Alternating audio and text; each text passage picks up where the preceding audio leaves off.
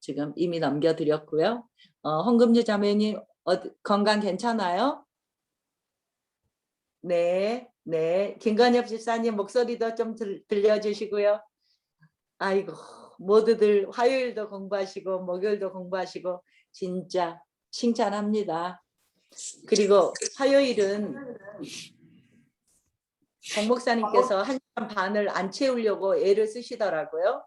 근데 저는 1시간 반을 안 넘도록 최선을 다하겠습니다. 1시간 반을 안 넘도록 10시에 무조건 끝내도록. 덩준 형제님 반갑고요. 네, 안녕하세요. 덩준 형제님 같은 분을 이제 남편으로 맞는 분은 굉장히 행복하겠죠. 얼마나 좋을까요? 우리 함께 기도할게요. 네. 그러면 지금 저희가 12분 들어왔는데요.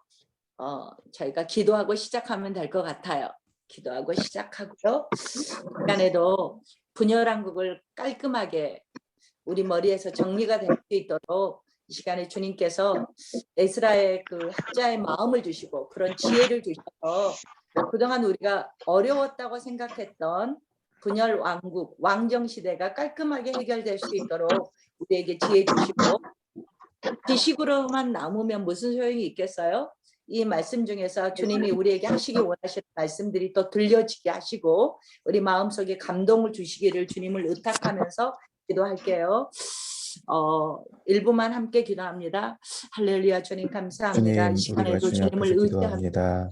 전하는 자와 듣는 자가 함께 하나님의 말씀 앞에 섰습니다. 시간에 주님께서 말씀으로 저희에게 임재하여 주시고 저희에게 왕으로 통치하여 주시고 말씀으로 다스려 주시고 저희 마음속에 정말로 성경이 지적으로도 어려웠던 열왕기서가 깔끔하게 해결될 수 있도록 저희에게 지혜를 주시고 은사를 주시며 주님의 감동으로 저희를 붙잡아 주시기를 원합니다.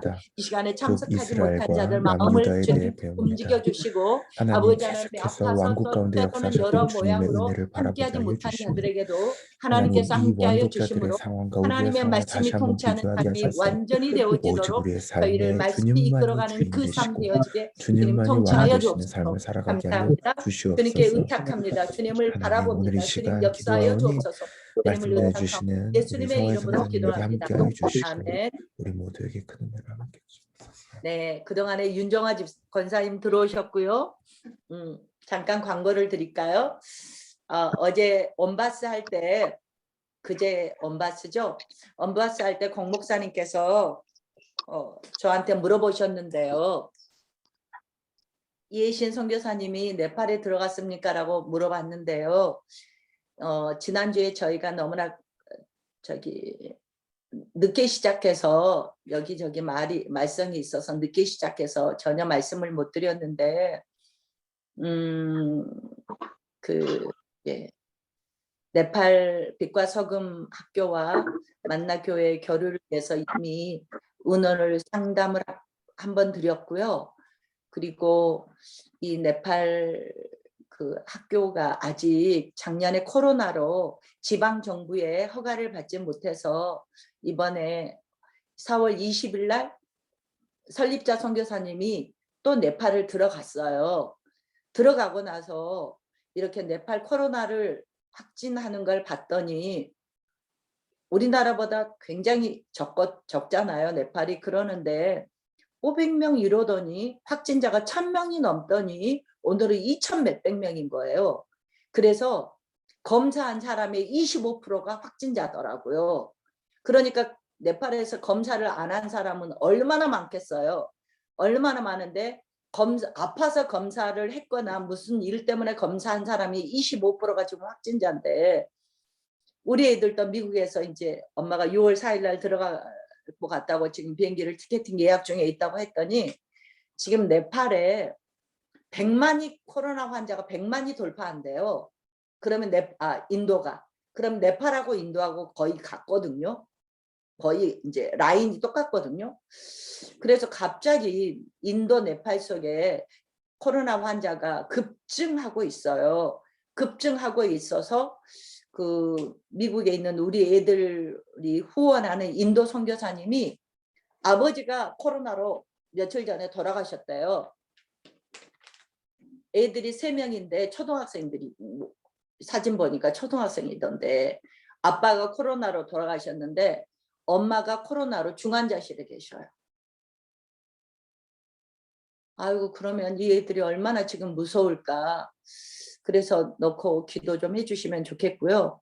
그리고 네팔에서도 선교사님이 부부가 코로나로 입원했는데 부인은 괜찮아져서 나왔는데 남자 선교사님은 아직 그 코로나가 위중해서 기도 중에 있고요.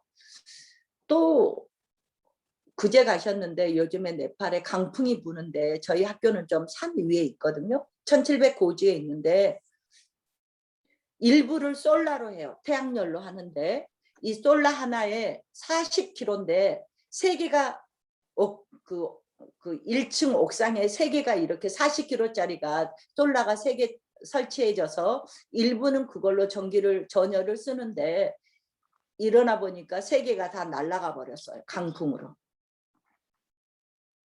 강풍으로 날아가 버렸으면 거기 전기 어떡하지 일부? 그리고 그거 어떻게 복구하지? 그러면 그게 날아간 것도 우리 전기도 문제지만 40kg짜리가 날아가서 다른 데 맞았을 거 아니에요. 그럼 거기는 작살 날 텐데 어쩌나 해갖고 오늘 아침에 이제 성경 공부하는 그룹에서 네팔 선교사님이 신약하는데 2분이 신약을 좀 전번부터 부탁을 해서 거기에 중간에 신약을 하러 들어오셨어요.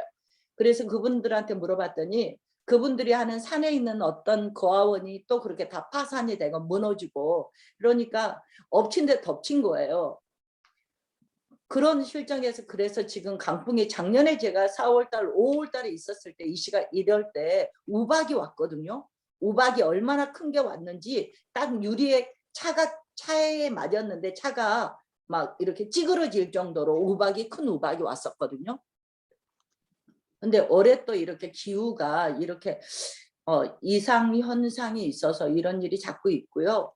그리고 이제 공 목사님께서 더구나 이해신 선교사님이 들어가셨는지를 물어본 이유는 이해신 선교사님이 지난 수요일 날 목요일 날 진단 이렇게 3개월에 한 번씩 하는 정기 검사에 결과가 나왔는데 유방에 또 종양이 또 전이가 됐다고 유방까지 그러니까 지금 혈액암에 진행 중인데 한국에 와서 악성 림프가 있어서 림프암이 있어서 그거 지금 6번 항암해서 이제 좀 잔잔해졌는데 또 검사를 해보니까 유방 쪽에 종양이 보인다고 연세대 병원이어서 곧바로 정밀 검사를 못하고 5월 달에 또 하기로 했다고 그래요. 그래서 본인 말로 내 몸에는 전체가 암이다라고 말을 하는데 진짜 마음이 옆에서 듣는 사람도 그분의 인생을 보면서 마음이 무너지더라고요. 그분의 지금 심정이 어떨까. 그래서 어차피 하나님께 맡긴 거 맡기고 살자고 뭐 위로 아닌 위로를 드렸는데요. 그래서 5월 달에 이제 그 유방에 정기 검사를 해야 되는데 그런 몸으로 이제 그때 우리가 공 목사님이랑 회의를 하는데 제가 물어봤어요. 선교사님 요즘에는 건강이 어떠세요? 그랬더니 그분이 하는 말이 아침에 일어나면 온몸이 작신작신 맞은 것처럼 아프대요. 그래서 조금 움직여서 이렇게 나면 낮에나 돼야지 이제 조금 컨디션을 잡을 수 있다고 이랬거든요. 그랬는데 이 몸으로 그 학교 지방교육청에 허가를 이렇게 결정을 해야 되기 때문에 4월 20일 날 들어갔어요. 그래서 들어갔는데 또 들어가서 잠자고 나니까 또 솔라가 이렇게 다 강풍으로 이렇게 바람이 불어서 없어져 버렸잖아요. 날아가 버렸잖아요. 이런 일들을 보면서 되게 마음이 아프고 그분이 이제 당할 걸 생각하니까 좀 빨리 우리가 인계를 받아야 되겠다라는 생각에 지금 추진하고 저도 공 목사님과 상담하면서 추진하고 있는데 이것들이 빨리 이루어져서 그분이 정말 그 마지막 그 쉼을 좀 갖게 해드렸으면 좋겠다라는 생각이 이제 많이 들어오는데 그랬는데 요즘에 네팔에 이렇게 네팔이고 인도고 너무나 확진자가 급증해 갖고요. 학교가 또 문을 닫았대요. 학교들이 다 크로징이 이번 주부터 다시 학교가 문을 닫았는데 저희 학교는 애들을 한 번 오면 보낼 수가 없거든요. 3일간 버스를 타고 온 애들이고 13시간, 14시간, 한 팀은 13시간, 14시간 버스를 타고 온 애들이라서 보낼 수가 없거든요. 그래서 지금 수업을 하고 있는 모양이에요. 그런데 이게 또 장기전이 될지 과연 나는 또 6월 4일 날 들어갈 수나 있을지 이제 또 이런 상황에 있어요. 그래서 자꾸 선교사님들이 많이 죽어가고 미얀마에서도 죽어가고 또 네팔 또 우리가 직접 섬기는 선교지가 이렇게 어렵고 또 제가 관계되는 어떤 고아원도 지금 파손이 되어 있고 이런 것들이 굉장히 마음이 정말 오늘은 마음이 아프더라고요. 많이 아프더라고요. 이런 아픔을 어떻게 함께 나누어야 되지? 그래서 정말 인도의 그 선교사님 부부는 3명이 있는데 엄마까지 아빠는 돌아가셨고 엄마가 중환자실에 있는데 이분까지 돌아가시면 어떡하나? 그러면 그 애들을 데리고 네팔로 와야 되나? 이제 이런 기도를 근데 물론 미국 교회에서 후원하고 있으니까 먼저 그분들이 어떤 대처를 내놓을 것 같아요. 그래서 이런 것들을 함께 보듬을 수 있도록 우리가 좀 기도를 했으면 좋겠어요. 네. 그래서 참 요즘에 이런 선교지에서 들리는 소리 때문에 참 마음이 많이 아프고 이런 것들을 함께 나누고 싶다. 나누어야겠다. 이런 걸로 여러분들도 함께 나눌 수 있는 게 뭐 있겠어요? 함께 기도해 주시면 되죠. 그래서 이제 그렇게 기도해 주시고요. 이 시간에 우리 또 임영은 자매님 들어오셔서 반갑고요. 김영견 자매님, 공경미 집사님 네 들어오셔서 반가워요. 이경미 집사님, 이영균 집사님 다 들어오셨고 네, 네 그러면은 우리가 오늘은 시작을 해보도록 하겠습니다. 저희가 열왕기상 12장을 켜놓고 시작할까요? 열왕기상 12장 열왕기 32장의 분열의 원인이에요. 그래서 지난주에 여러분이 열왕기 상하의 분열 왕국이 굉장히 어려운데 제가 이걸 먼저 해야 되는데 여기에서 이 PPT 화면을 지난주에 빨리 바꿀 수가 없어서 그냥 제가 이렇게 펜으로 하다 보니 여러분이 더 어려울 수 있을 것 같았어요. 그래서 오늘 차근차근 PPT를 통해서 여러분이 함께 볼 수 있었으면 좋겠습니다. 네, 지금부터 녹화하셔도 될 것 같아요, 목사님. 네. 우리가 단일 왕국은 이제 했죠. 단일 왕국 했고 이 분열 왕국이 열왕기상 12장에서 북쪽이 망하는 게 열왕기 하 17장에서 북쪽이 망하면서 분열 왕국에서 북쪽이 멸망하고 이제는 17장이 지나면 남쪽 유다만 남게 되는 거예요. 그리고 70년 포로기를 갔다가 돌아오면 에스라 느헤미야서를 통해서 돌아오는 포로 귀환 스토리가 있고 말라기로 가면은 구약이 이렇게 끝난다. 이 스토리 중에 지금 우리는 분열 왕국에 와 있어요. 네.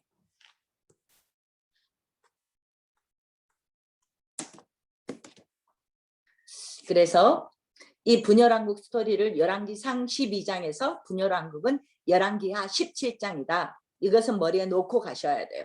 그러면 열왕기상 12장에서 분열왕국이 남과 북으로 그동안은 뭐였어요? 단일 왕국이었어요. 사울, 다윗, 솔로몬 이렇게 사울, 다윗, 솔로몬은 단일 왕국이었는데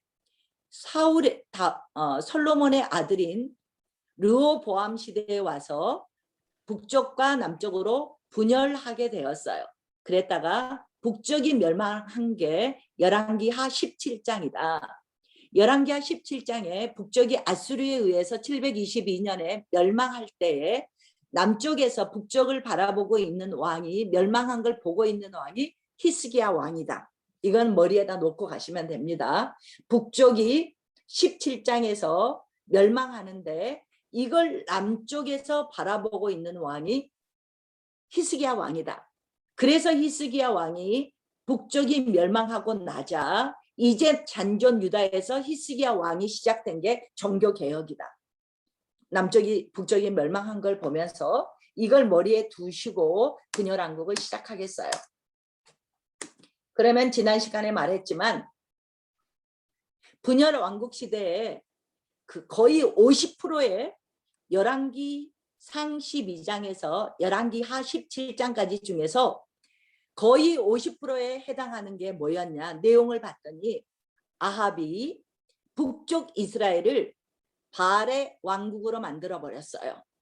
그러자 예후를 기름을 부어서 예후가 왕이 되게 하시고 그리고 나서 예후가 아합의 모든 가문을 완전히 정리하는 게 정치적인 하나님의 심판이었어요. 예후를 통해서 아합 가문을 완전히 처리하는 게 예후의 사명이었고 이 예후는 정치적인 하나님의 심판을 대리로 심판을 했던 자예요.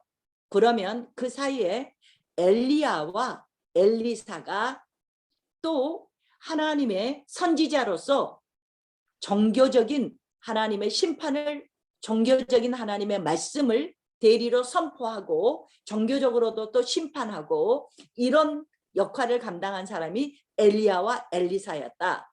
그러면 아합 얘기가 나올 때 거의 엘리야 얘기랑 맞물려 있어요. 그리고 열왕기 하 2장에 가면 엘리야가 하늘로 들림받고 그 다음부터 엘리사가 열왕기 하 2장부터는 엘리사가 등장하죠. 2장, 3장, 4장, 5장, 6장 다 엘리사 얘기로 스토리가 이어지고 있어요. 그래서 여러분은 왜 왕정시대인데 엘리야와 엘리사가 왜 이렇게 나오지? 라고 생각을 해보셨어야죠. 그랬을 때 예후가 하나님의 나라를 아합이 바알 왕국으로 만들어버렸던 걸 하나님의 심판자로서 아합 가문을 완전히 소멸시키는 사명을 감당한 게 예후였다. 그리고 나서 이때 하나님께서 우리가 왕정시대에 들어갈 때 뭐라 그랬냐면 신정 안에서의 다른 나라의 왕정과 틀린 것은 신정 안에서의 왕정 제도라 그랬어요. 그래서 왕정이기는 하지만 열왕기 상하가 왕들의 역사를 기록한 것이긴 하지만 진짜 통치는 누가 하신다? 하나님이 하신다. 신정 속에서의 왕정이다. 그래서 이 하나님의 신정을 엘리야와 엘리사를 통해서 종교적인 하나님의 말씀을 대언해주고 또 종교적으로 심판도 하고 이런 역할을 하나님이 통치하시는 것을 보여주는 게 엘리야와 엘리사였다. 이렇게 이 스토리가 열왕기 상하의 중심부에 떡하니 이게 40년도 안 되는 기간이에요. 총 북쪽 이스라엘이 살아있는 동안이 210년의 통치 기간 중에서 40년은 이 210년의 40년은 몇 프로나 되죠? 20%도 안 되잖아요. 20%도 안 되는데 이 40년의 통치가 여기에 열왕기 상하의 중심에 있었다라는 걸 여러분이 아시면 열왕기 상하가 그래서 하나님께서 왜 이렇게 그 열왕기 저자는 의도적으로 열왕기 상하의 중심부에 하나님의 심판의 메시지를 이렇게 떡하니 놓으면서 이건 결국은 뭐냐 또 나오기도 하지만 하나님이 북쪽 이스라엘을 멸망시킬 수밖에 없는 이유가 이거였구나라는 걸 우리에게 알게 해주죠. 오케이? 북쪽 이스라엘에 19명의 왕이 이제 앞으로 나오는데요. 이 왕들은 다 어땠어요? 처음 왕이 여로보암 왕이었어요. 이 여로보암 왕같이 하나님이 기뻐하지 않는 길로 모두 갔어요. 한 명의 왕도 이스라엘 왕은 선한 왕이 없었어요. 그렇지만 남쪽 왕은 210년 만에 멸망하지 않고 더 140년이 넘는 동안 더 갔다가 586년에 멸망하게 된 이유는 그나마 남쪽에는 8명의 선한 왕이 있었고 적극적으로 하나님 보기에 전무후무한 개혁을 했던 이런 왕들도 있었기 때문에 조금 더 하나님께서 보류해 주셨구나라고 생각하면 될 것 같아요. 네. 그러면 조금 더 구체적으로 우리가 봐볼게요.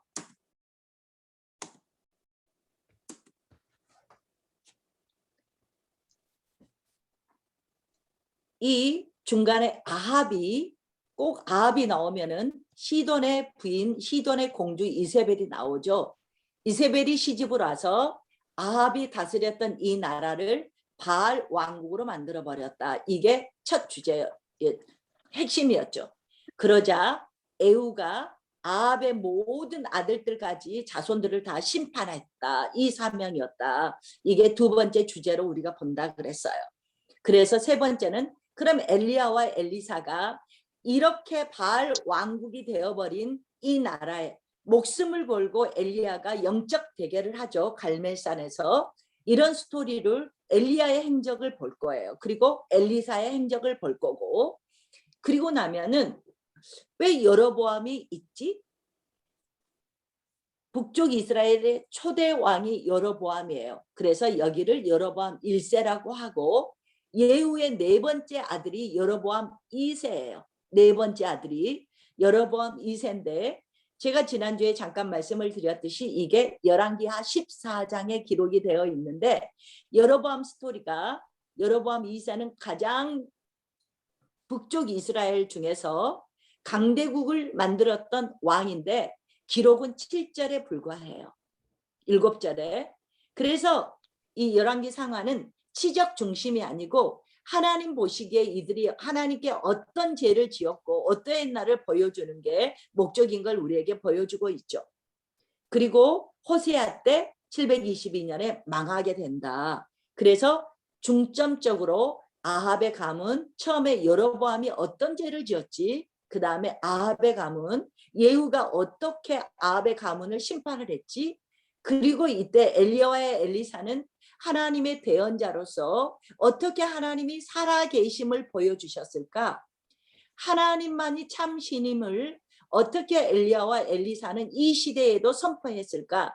이러면서 이런 사역을 감당하기 위해서 얼마나 이들이 목숨을 내놓고 하나님의 나라에서 하나님의 보여주는 사명을 감당했는지, 아합의 가문의 대결에서 하나님의 나라의 그 사탄이 만들어버린 왕국과 하나님 나라의 대결로 이렇게 보여주고 있죠. 그리고 나서 여로보암 스토리로 제2의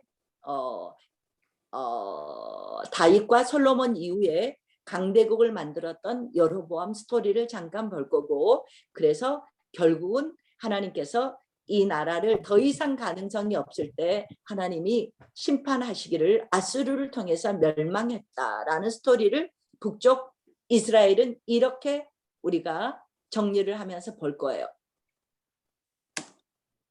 그러면 이럴 때 남쪽 유다는 엘리야와 아합은 항상 이세벨이 나온다 그랬죠.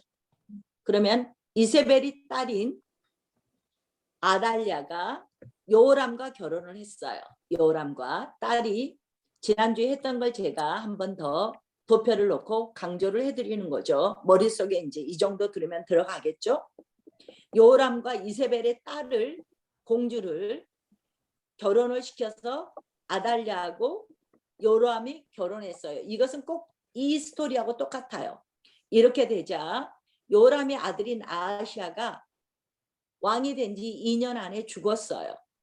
그러자 아달랴가 여호람과 다윗의 씨라고 살아있는 아들들을, 자손들을 다 죽였어요. 아달랴가 자기가 왕이 되기 위해서. 그리고 나서 본인이 떡하니 아달랴가 왕이 되었죠. 요왕이 된 거죠. 그랬는데 요아스라는 아이를 1살 때 여호세바 고모가 1살 때 몰래 다 죽일 때 몰래 성전에 데려가서 성전에서 6년간을 키웠죠. 이때 대제사장이 여호야다 대제사장이다 그랬어요. 그랬을 때 11장에서 여호야다 제사장이 아달랴를 죽이고 6년을 키우다가 7세가 됐을 때 요아스를 11장의 왕으로 다윗의 씨를 이어가게 했죠. 이 스토리를 한 단락으로 우리가 또 볼 거예요. 네, 이렇게 분열 왕국 시대에 210년의 역사를 이렇게 키포인트가 이거였다라는 것을 저희가 보고 갔으면 될 거예요. 그러면 처음에는 여러분들이 왕정시대 분열왕국을 공부할 때 이 정도의 왕들의 이름만 알고 있으면 돼요. 그런데 제가 이것은 꼭 외우세요 하는 왕들의 이름은 암기하셔야 돼요. 왜냐하면 제가 암기하라고 하는 왕들은 암기하지 않으면 북쪽 왕인지 남쪽 왕인지 이름이 이제 똑같아요. 북쪽에도 요람이 있고 남쪽에도 요람이 있어요. 북쪽에도 아시아가 있고 남쪽에도 아시아가 있어요. 이 이름들이 또 거의 비슷한 시기예요. 그러니까 이때 제가 이름을 이거는 암기하세요 하면은 암기를 하셔야 성경을 읽을 때 북쪽 요람인지 남쪽 요람인지 북쪽 아시아인지 남쪽 아시아인지 이것을 구분하면서 읽을 수 있어요. 이런 것들만 암기해 주세요. 제가 부탁을 드릴게요. 그리고는 이 편은 여러분 사진 찍어 놨다가 여러분이 보면서 제가 했던 얘기를 생각하시면서 이 이야기를 여러분이 만들어가면 스토리를 만들어가면 열왕기 상하에 분열왕국 시대의 210년간을 여러분이 말끔하게 정리를 할 수 있어요. 그럼 이걸 조금 더 깊이 볼게요. 네, 이 표를 사진 찍어서 여러분이 암기 장수까지 하셔야 장수까지 같이 제가 또 말을 해드릴 거예요. 같이 보셔야 이때를 좀 정리하는데 쉬울 거예요. 네, 사진 하나 찍어 놓으시고요. 네, 끝나고 제가 하나 또 올리기도 하겠습니다. 네, 그러면 이제 이것을 지금은 중간부터 얘기를 했는데 처음에 왜 분열을 했지? 이 이야기는 우리가 했어요. 11장에 우리가 지난번에 얘기를 하면서 말씀을 했기 때문에 분열 이제 그냥 정리만 한 번씩 하고 지나갈게요. 분열이 뭐였냐 했으면 우리가 뭐 말할 것도 없이 솔로몬의 제약이 뭐였죠? 우상 숭배였다. 처와 첩들이 1000명이 들어와서 그들의 신들을 데려왔고 늙어지니까 그들의 신전에 가서 솔로몬이 신전에 들어가 버리면 백성들은 오토매티컬리 따라 들어가는 거죠. 그래서 우상 숭배 때문에 하나님께서 이미 이 나라를 찢으시겠다고 말씀을 하셨는데 이거는 간접적인 원인이었죠. 네, 그랬는데 우리가 지난 시간에 봤을 때 직접적인 요인은 뭐였나 봤더니 여로보암이라는 노역 관리가 있어서 이거는 솔로몬과의 스토리여서 지난주에 얘기했기 때문에 여로보암이 어디가 있었어요? 애굽에 가서 지금 시삭 왕의 도움을 받고 있었다. 보호를 받고 있었다. 그랬는데 직접적인 원인은 뭐였냐? 르호보암이 솔로몬의 아들이 르호보암이었죠. 르호보암이 왕이 되자 어땠어요? 사람들이 왔죠. 너무 세금 부역 때문에 힘들었기 때문에 세금을 좀 부친이 멍에를 무겁게 했으니까 세금을 좀 이렇게 낮춰주십시오 했는데 르호보암이 친구들의 말을 듣고 장로들의 어른들의 얘기를 듣지 않고 친구들의 말을 듣고 나는 더 무겁게 할 거야. 나는 너의 뭉에를 더 무겁게 할 거야 하자 10지파의 북쪽이 르호보암에게서 등을 돌렸다. 이게 원인이었다라고 지난 시간에 얘기를 했어요. 그러면 우리가 르호보암 얘기해서 왜 분열 이야기를 하면서 르호보암이 분열의 직접적인 도화선이 됐다라고 말을 했고요. 저희가 12장을 펴놓고 시작합시다 했는데 성경을 보시면 여러분들이 항상 나왔던 악한 왕들의 이름을 말할 때 여로보암의 길로 갔더라라는 말이 나와요. 여로보암의 길로 갔더라. 이것도 지난주에 잠깐 얘기를 했죠. 여로보암의 길로 갔더라 했더니 12장에 열왕기상 12장 마지막을 봐보세요. 12장 27절. 열왕기상 12장 27절. 우리 염영은 자매님이 찾으셨으면 한번 읽어보실까요?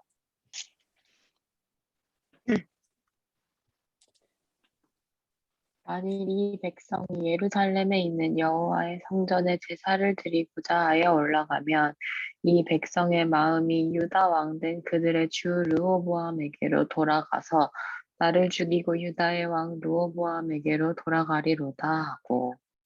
아멘. 여기 화면 좀 봐보실래요? 이렇게 여기가 북쪽 이스라엘이란 말이에요. 여기가 지중해고 이쪽이 아래쪽이 남유다였어요. 북쪽 이스라엘은 10지파가 르호보암에게 등을 돌리고 북쪽의 이스라엘은 10지파가 됐어요. 남유다에 플러스 베냐민 한 지파가 더해져서 남쪽이 유다가 됐어요. 그랬는데 유다에 예루살렘에 성전이 있었어요. 성전이. 그러면 북쪽의 사람들도 함께 17년간 성전을 지었고 13년간 왕궁을 지었지만 7년간 성전을 자기 피땀 흘려서 성전을 지었잖아요. 그래서 10지파가 예배를 드리러 제사를 지내러 이 남쪽 유다에 있는 예루살렘으로 내려갈까 봐 북쪽에다가 여기 끝에 베델에다가 베델하고 북쪽 끝에 여기 단에다가 금 송아지 제단을 만들어 놨어요. 산당을 만들었어요. 그래서 지금 뭐라 그러냐면 이 사람들이 다 남쪽으로 내려가면 자기가 왕권 유지하기가 어렵잖아요. 북쪽이. 그러니까 자기의 왕권 유지를 위해서 예루살렘 성전에 내려가지 못하도록 베델과 단에다가 성소를 자기네 나름대로 신전을 만들어 놓고 애굽에서 우리를 이끌어낸 금 송아지를 만들어 놓고 애굽에서 이끌어낸 하나님이다 이렇게 섬기게 했어요. 이 이야기가 28절을 눈으로 봐보겠어요? 두 금송아지를 만들었다. 그래서 29절에 하나는 베델에 두고 하나는 단에 두었다. 근데 30절에 하나님은 뭐라 그랬어요? 이 일이 죄가 되었다라고 말했어요. 그리고 31절 봐보세요. 그러니까 첫 번째는 베델과 단에다가 금송아지를 둔 게 첫 번째 2단 종파를 하나 만든 거죠. 그래서 산당을 세웠죠. 그러면 역대하를 보니까 안 찾을게요. 시간이 없어서. 역대하 11장 13절에서 17절에 뭐라고 나오냐면 대거 레위 지파들이 레위인들이 다 남쪽 성전으로 있는 대로 내려와 버렸어요. 그러니까 북쪽에 레인이 없잖아요. 그러니까 아무나 레위 지파가 아닌 아무 사람이나 내가 제사장 하고 싶어요 하면은 아무나 제사장이 되게 했어요. 레위 지파가 아니고. 그러니까 이거는 역대하랑 이렇게 같이 봐야지 알 수 있는 거죠. 그래서 레위인들이 남쪽으로 다 내려가 버렸기 때문에 아무나 레위인도 아닌 사람이 제사장이 되게 만들었어요. 그리고 절길의 날짜를 바꿨다. 이 말은 뭔 말이냐면 이스라엘이 6월절이 독립기념일이에요. 뭐 이렇게 이스라엘의 모든 절기는 우리나라로 말하면 명절이에요. 추석, 뭐 설날 이런 명절이란 말이에요. 명절이면은 이때까지 어떻게 했어요? 일주일 정도를 예루살렘 성전에 가서 함께 절기를 지냈단 말이에요. 그랬는데 성전에 또 내려가고 싶을까 봐 날짜를 바꿔버렸어요. 날짜를 비슷하게 하지만 레위기에 정한 날짜가 아닌 다른 날짜로 바꿔버렸어요. 이렇게 여로보암이 정권을 유지하기 위해서 2단 종파를 하나 만들어버린 거죠. 그래서 이게 여로보암의 죄가 됐어요. 그러면 19명 왕이 북쪽 이스라엘의 모든 왕이 자기들도 정권을 유지하게 되기 때문에 이 금송아지 신상에 경배하는 걸 멸망할 때까지 계속했어요. 그런데 겉으로는 속으로는 뭐라 그래요? 하나님을 섬긴다 그래요. 근데 겉으로는 뭐를 섬기고 있어요? 금송아지를 섬기고 있어요. 봅시다. 출애굽기 32장에서도 시내산에서 아론과 백성들이 뭘 만들었어요? 금송아지를 만들었어요. 어디에서 탈출을 하고 나서? 애굽에서 탈출을 하고 나서. 지금 여로보암도 어디에서 있다 왔어요? 애굽에서 있다 왔어요. 그래서 만든 게 뭘 만들었어요? 금송아지를 만들었어요. 그러면 우리는 생각해 볼 수 있죠. 아, 애굽은 금송아지를 섬겼구나. 이해됐죠? 애굽에서는 소를 섬기잖아요. 소를. 지금도 섬기잖아요. 스리랑카도요. 제가 물론 인도 말할 것도 없고 스리랑카도요. 소들이 동냥을 다녀요. 빵집 앞에 가면은 빵을 줄 줄 알아요.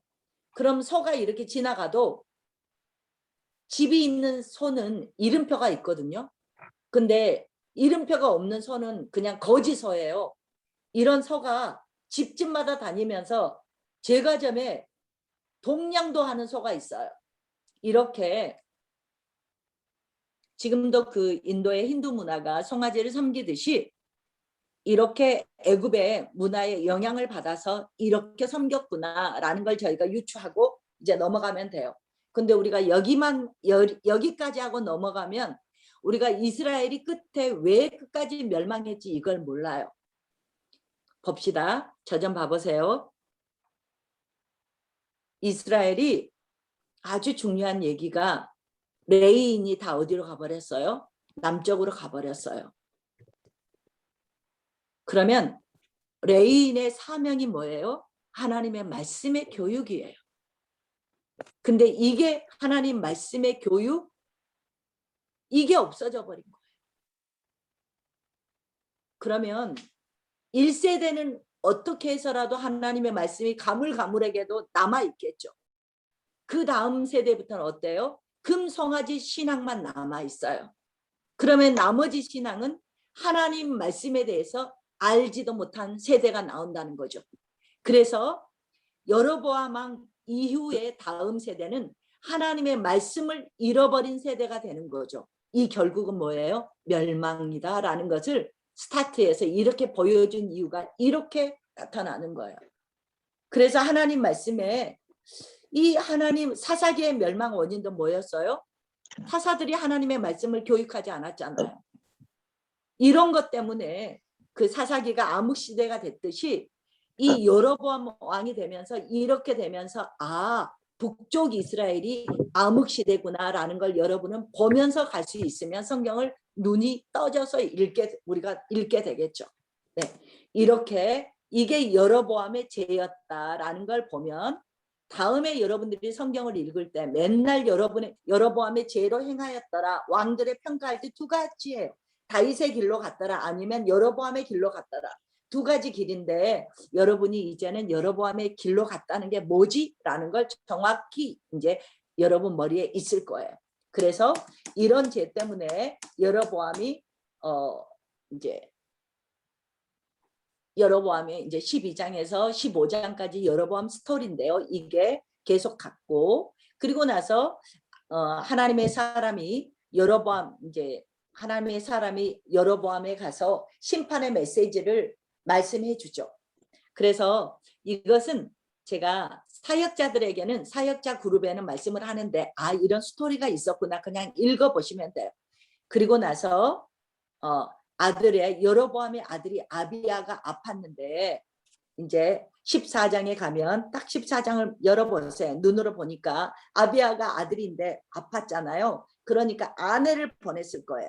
아내를 보내서 아이야 선지자에게서 보냈더니 낫겠냐고 물어보려고 보낸 거죠. 그랬더니 결국은 하나님의 심판이라 여로보암의 죄 때문에 아비야 아들이 죽는다라는 심판을 말을 해줬어요. 그랬는데 이거는 잠깐 볼까요? 14장에 7절 봐보세요. 우리는 여로보암의 아들 아비야가 일찍 죽은 걸 굉장히 애석해하죠. 보통은. 그런데 하나님께서는 여로보암 아들 아비야를 일찍 죽게 된 걸 축복처럼 얘기하고 있어요. 7절 보셨고 8절 눈으로 보시면 다윗의 집에서 찢어서 여로보암 너한테 주었는데 너는 내 종 다윗처럼 전심으로 나를 따르고 내 보기에 정직한 일만 행하였음과 같지 않다. 즉 다윗과 너는 전혀 다른 길을 걸었다. 그래서 9절에 나를 노엽게 했다. 10절에 그래서 너희 집안을 맑게 깨끗하게 쓸어버릴 거야. 그래서 11절 여로보암에 속한 자, 그 자문 그 자손까지 다 죽을 거야. 개가 먹고 공주개 새가 먹고 이렇게 죽을 거야. 그런데 네 아들 여로보암은 곧 죽는데 아이가 12절에 죽는데 13절에 온 이스라엘이 이 아들 아비야를 위해서 장사하고 슬퍼하고 묘실에 온전하게 들어간 자는 이 아이밖에 없다. 왜 이 아이를 묘실에 들어가게 했냐? 이유가 이는 여로보암의 집 가운데서 그가 이스라엘의 하나님 여호와를 향하여 선한 뜻을 품었다. 이렇게 말을 했어요. 저 좀 봐볼래요? 결국 여로보암의 가문은 그 다음 왕조에 의해서 다 죽어요. 그래서 왕의 묘실에 들어가지도 못하는데 이 아비야만 왕의 묘실에 가고 모든 백성들이 애도하고 그러니까 정상적인 죽음에 들어가고 왕실의 묘에 들어간다는 거죠. 그랬는데 우리 성경책에 나오지 않았는데요. 그 다른 책에 보면 아비야가 어땠냐면 아버지가 남쪽으로 가는 길을 막아버렸을 거 아니에요. 이 길을 이 아들 아비야는 성전에 갈 수 있도록 길을 터주었다. 이런 전승이 남아 있거든요. 그래서 이 성경에서는 뭐라 그래요? 한마디로 하나님을 향해서 이 아비야만 선한 뜻을 품고 있어서 이 여로보암의 집에 가문의 심판을 하기 전에 미리 하나님께서 묘실에 들어가게 한 게 하나님의 선하신 하나님의 뜻이었다라는 것을 우리에게 보여주고 있어요. 그래서 정말 우리가 일찍 죽고 늦게 죽고 이게 문제가 아니고 하나님께서는 이런 뜻이 있어서 하나님이 데려가셨구나라는 걸 보면 우리가 때로는 일찍 죽는 사람이 많잖아요. 정말 선교지에서도 전번에 말했지만 진짜 저분 아름다워한 사람이 빨리 죽는 것 같아요. 저희 남편과 저를 봤을 때도 저희 남편이 훨씬 아름다운 것 같거든요. 근데 먼저 데려가셨어요. 아, 참 저희 남편이 먼저 데려가셔. 하나님이 먼저 하나님의 이런 근데 개인적으로 생각하기에도 남아있는 게 더 힘들거든요. 먼저 가신 분이 얼마나 더 아름답거든요. 남아있는 게 힘들어서 하나님의 정말 축복이었구나라는 걸 보게 되는데 아비야의 스토리가 이렇게 14장에 있었어요. 그리고 나서 그냥 갈게요. 그리고 이제 여로보암은 우리가 굉장히 중요하게 여길 것은 이것만 알고 있으면 될 것 같아요. 그리고 이런 스토리는 그냥 여러분이 그냥 이제 이해만 한번 읽어가면 될 것 같고요. 이랬을 때 이제 여로보암 가문이 있었을 때 남쪽에서는 르호보암이 초대 왕이었잖아요. 초대 왕이었는데 그 다음에 아비암, 아사. 여러분은 생각할 때 르호보암은 이제 들어서 알잖아요. 아사 왕은 굉장히 개혁한 왕이에요. 아사의 아비암이 르호보암이구나 이렇게 암기하시면 돼요. 아사의 아비가 르호보암이구나. 아사의 아비가 르호보암이구나 이렇게 하시면 남쪽의 세 왕의 이름은 그냥 조금 정리가 대강 되죠. 아사는 정교 개혁할 때 다시 한번 볼 거니까 한번 암기가 될 거예요. 네, 이렇게 통과할게요. 그래서 우리가 여로보암에 대해서 금방 읽었어요. 이제 정리를 했고요. 이제는 아합에 대해서 우리가 잠깐 공부를 해볼 거예요. 네, 그러면 16장을 열어놓으시면 이제 여기가 아합이 가는데 아합이 럭키 세븐도 아닌데 7대 왕이에요. 7대 왕이면 여로보암하고 7대 왕 사이에는 5명의 왕이 있는데 아합의 가문은 아합의 아버지가 오므리예요. 그래서 오므리부터 아합을 말할 때는 오므리 가문이라고 말을 해요. 그래서 저는 이렇게 외웠어요. 여러분 안 외우셔도 돼요. 여로보암은 아시죠? 나 바이엘 쳐.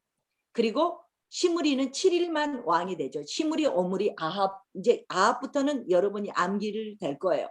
지금 여러분은 이런 왕이 있었구나 알면 되시고, 그 대신에 아합의 아버지가 오므리고, 이 오므리 왕조가 4명이에요. 오므리, 아합, 아하시아, 여호람. 이것은 에오라라고 내가 말씀을 하는 거예요. 여호람. 오므리 왕조가 4명이에요. 한 왕조에 그냥 아들들로 대를 이어간 게 4명이 왕이 됐어요. 이것을 한 왕조라 그래요. 한 왕조. 한 왕조가 오므리 왕조가 4명의 왕이었어요. 여러분들 다 따라서 하세요. 오므리, 아합, 아시아, 여호람. 오므리, 아합, 아시아, 여호람. 오므리, 아합, 뮤트 켜시고 오므리, 아합, 아시아, 여호람. 이건 암기를 안 하면 성경이 안 읽혀진다고 제가 말씀드렸죠. 오므리, 아합, 아시아, 여호람. 오므리, 아합, 아시아, 여호람. 여호람. 네, 5번 시작. 오므리, 오므리, 아합, 아시아, 아합, 여호람. 아시아 여호람. 오므리, 아합, 아시아, 여호람. 오므리, 아합, 아시아, 여호람. 오므리, 아합, 아시아, 여호람. 아시아 여호람. 오므리, 네. 아합, 아시아, 여호람. 여호람. 빨리 안 외워주시면 이렇게 해도 돼요. 아하, 아하, 여호람 해도 돼요.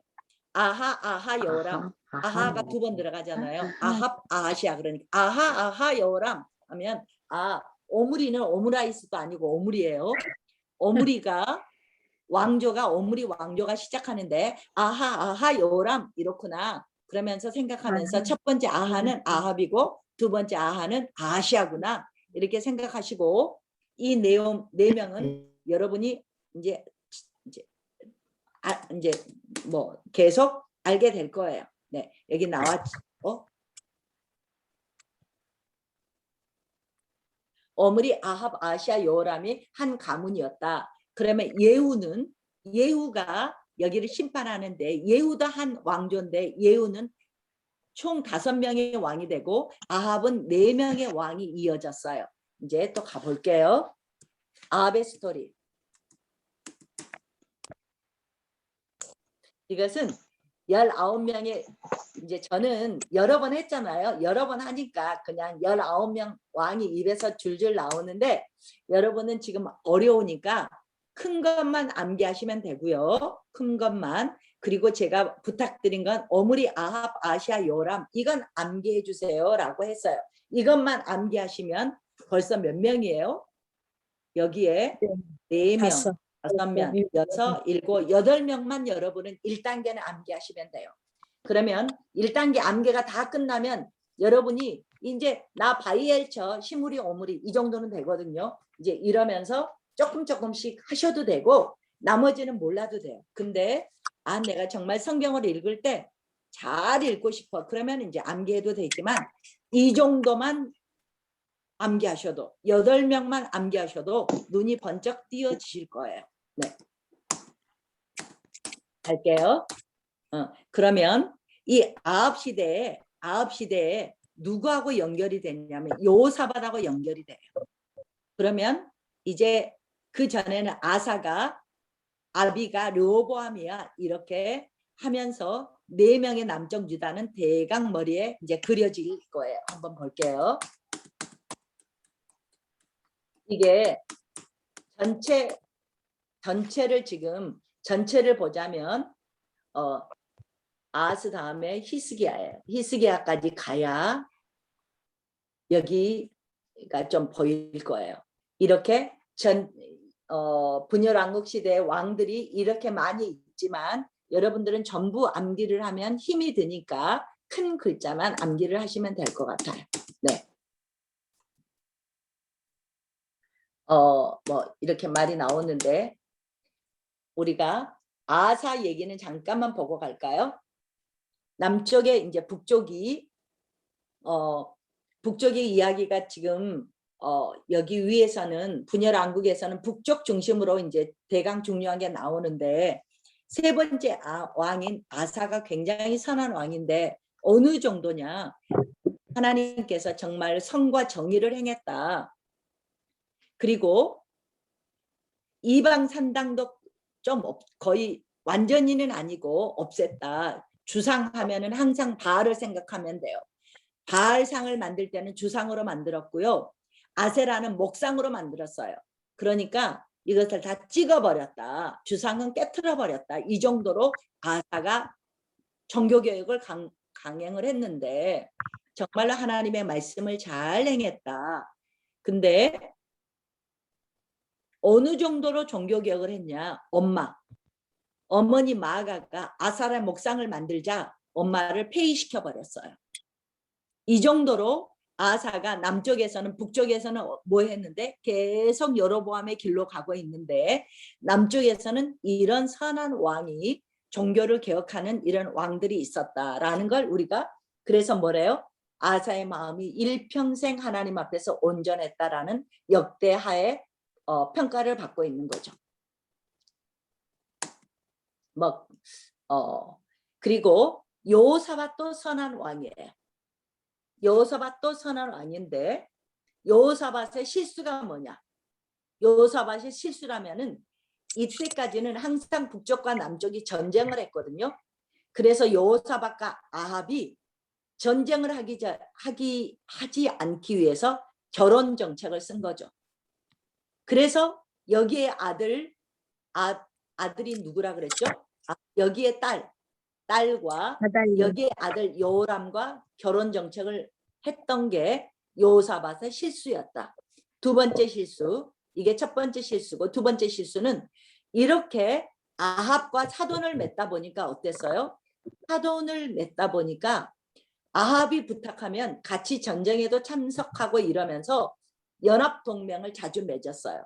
근데 신약 성경에는 뭐라 그래요? 믿지 않는 자와 멍에를 같이 하지 말라 그랬죠.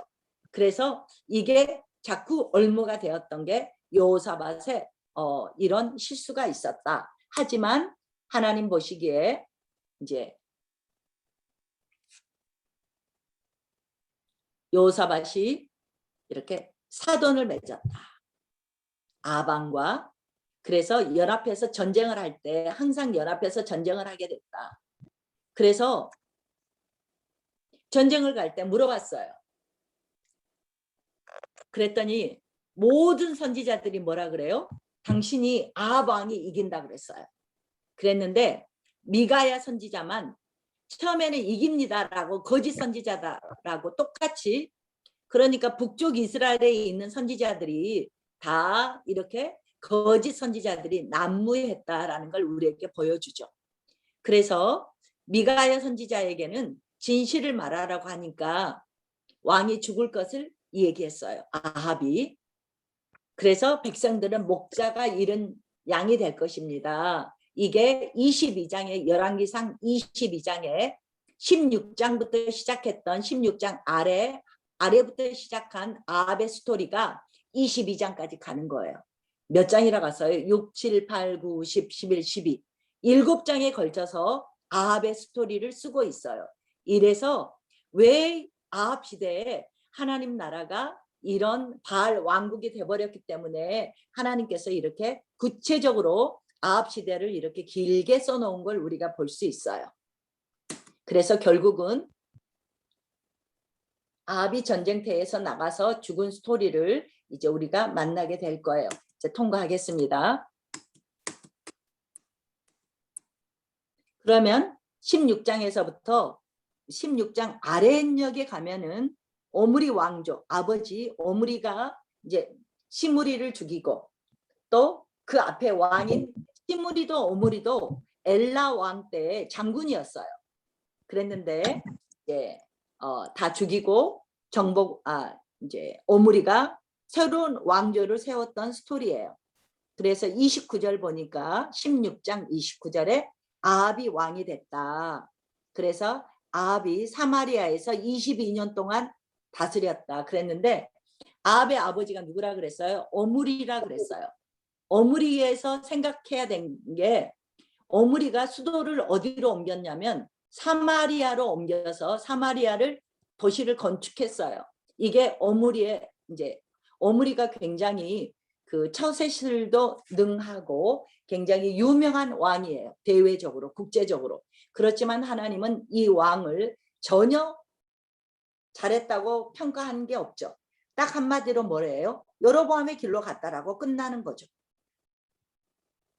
그리고 29절 이래서 이제는 그 오므리 이후부터는 사마리아가 북쪽 이스라엘의 수도가 되었다라는 것을 이제 이 정도는 우리가 알면 좋겠고요. 그리고 16장 이제 마지막에 보니까 31절 보세요. 31절 우리 동준 형제가 읽어주시겠어요? 느밧의 아들 여로보암의 죄를 따라 행하는 것을 오히려 가볍게 여기며 시돈 사람의 왕 엣발의 딸 이세벨을 아내로 삼고 가서 바알을 섬겨 예배하고. 네, 엣바알의 딸을 시돈 왕이 전번에도 한번 말씀드렸죠. 제사장이었는데 어떤 연고로 왕이 됐어요. 그러니까 바알에 대해서는 끝내주는 사람 아니겠어요? 그래서 이세벨은 시돈에서 바알의 숭배를 제대로 배웠고 정치를 배운 공주였다. 이 공주가 이제 유다로 이스라엘로 시집을 와서 완전히 바알과 아세라를 섬기는 동기가 됐다. 이것도 모질라서 두 번째 볼까요? 이것도 모질라서 아달랴를 요람 왕과 결혼을 시켜서 그러면 여러분은 이제 알잖아요. 남쪽과 결혼을 했구나. 이 정도로 끝나는 게 아니고 무슨 말이었다 그랬죠? 남쪽까지 바알 왕국을 만들어 버렸구나. 남쪽까지 바알 왕국이 되겠구나라는 걸 우리는 이제 눈치챌 수 있죠. 이렇게 아합 왕이 이런 일들이 있었고, 그리고 20장에 가면은 아람과의 전쟁이 두 번이 나와요. 두 번이 나오는데 다 하나님의 은혜로 하나님께서 물리쳐 주셨는데 하나님께서 전쟁을 이기게 해주셨는데도 베나닷을 물리치고 나서 죽이지 않았어요. 왜 죽이지 않았냐? 여러분이 20장을 읽어보면 알아요. 이 아합 왕을 최고로 높여줬어요. 당신 나를 죽이지 않으면 우리나라 아람에 가서 담에서 당신의 거리를 만들겠습니다. 뭐 이러면서 당신 여기 있네. 당신의 거리를 만들겠습니다. 그리고 당신의 종이 되겠습니다. 이러면서 조공을 바치겠습니다. 여러 말로 아합을 굉장히 이렇게 높여주죠. 그러니까 이 말을 듣고 아합 왕이 베나닷을 살려서 돌아가게 하죠. 그래서 결국은 어때요? 하나님이 멸하기로 작정한 사람을 네가 놓았으니까 네는 그 목숨을 대신하고 그의 백성도 대신하게 될 거다라는 하나님의 심판을 받게 되죠. 그리고 나서 21장에 가면은 22장이 열왕기상의 끝이에요. 근데 21장에 끝나기 마지막 전에는 무슨 스토리냐면 참 탐심이에요. 나봇의 포도원의 주인이 나봇이었어요. 여러분은 빨리 21장을 펴놓고 보셔도 되겠죠. 포도원의 주인이 나봇이었는데 이 포도원이 너무 갖고 싶은 거예요. 그러니까 탐심이죠. 왕이 뭐가 부족하다고 남의 포도원 하나를. 근데 절대 안 판다는 거예요. 왜 안 팔았을까요? 이거는 사고팔고의 문제가 아니고 자기 지파에 준 땅의 경계는 변개하지 못하게 했거든요. 그래서 만약에 굶어 죽게 돼서 팔았더라도 50년째 되는 희년이 되면 다시 돌려줘야 되거든요. 이래서 나봇은 결코 팔지 않고 있는데 이것을 본 이세벨이 어때요? 위증자를 세워서 증인을 거짓 증거하는 사람을 세워서 나봇을 죽이고 포도원을 갖게 되는 탐심의 스토리가 있고 얼마나 악했는가를 보여주죠. 왕이. 그리고 이제 22장에 조금 전에 봤듯이 전쟁에 나가서 죽게 되죠. 이 사이에 누가 있냐면 엘리야의 스토리가 있어요. 17장으로 다시 갈게요. 이렇게 오기 전에 17장에 17장 가면은 밑도 끝도 없이 17장 1절에 눈으로 볼까요? 엘리야가 나왔어요. 뭐 아무 설명도 없어요. 디셉 사람이다. 이거밖에 없어요. 이렇게 엘리야가 엘리야가 아합 왕한테 가서 16장까지는 한 번도 엘리야가 안 나오거든요. 갑자기 17장 1절에 나온 거예요. 이러더니 수년 동안 내 말이 없으면 비뿐만 아니라 이슬도 내리지 않겠다. 이렇게 말을 했어요. 그래서 이제 18장 19장에 가면은 엘리야와 또 그 바알 제사장들과의 이렇게 처음부터 볼 거예요. 지도를 이렇게 보면 어려우니까 복잡하니까 한 판에 보여드릴게요.